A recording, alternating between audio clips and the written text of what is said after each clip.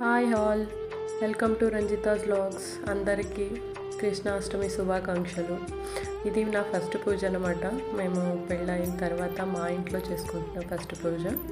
So దానికి అది కూడా కృష్ణుడిది. సో ఎలాగో కలిసి వచ్చిందని చెప్పి ఇంకా పొద్దున్నే లెగ్సి ముగ్గేసేసుకుని ప్రసాదానికి పాయసము, అటుకులు, పులిహోర చేసాను.